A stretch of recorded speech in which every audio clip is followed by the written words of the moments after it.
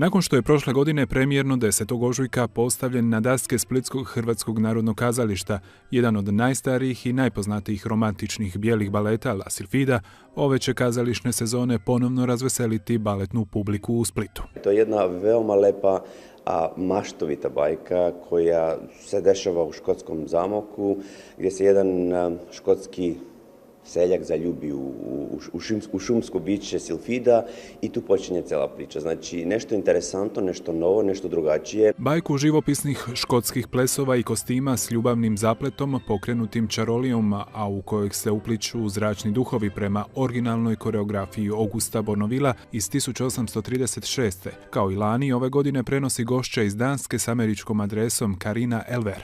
I feel very good to be back here in Split again. Osjećam se vrlo dobro što mogu biti ponovo u Splitu.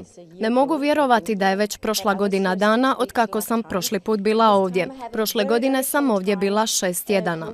Ovog puta imam vrlo malo vremena za uvježbati plesače, ali prošli put smo imali jako dobru suradnju, tako da sam uzbuđena što ćemo ponovo surađivati.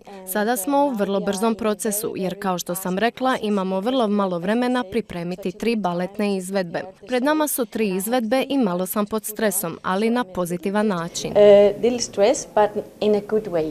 La Silfid se u Splitski teatar vraća zahvaljujući publici, koja ju je lani vrlo dobro prihvatila. La Silfid nam je prošlogodišnji hit, mi smo ga otplesali 6 puta i po narudžbi potrebu publici mi smo stavili još jedan prošle godine. Znači, to je jedan za mene veoma lep, romantičan, jedan od najzačuvanijih i najstarijih romantičnih baleta.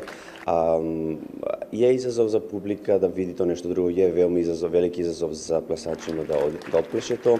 Tako da mislim da kogod bi došao da vidi ovu predstavu, uživo od početka do kraja. Splitska će kazališna publika ovogodišnju La Silfidu moći pogledati u 3 termina. Znači 27. to je zadnja predstava, igraju naše prvaci Artiom Žusov i Irina Čaban, 25. su Kazuki Tanase i Ivan Bojko i 23. znači otvaramo sa Aaron Kok i Eva Karpilovskaja u glavnim ulozima. Kao poklon splitskoj kazališnoj publici, ulaznice za sve 3 baletne izvedbe mogu se nabaviti po čak 50% nižoj cijeni od uobičajene.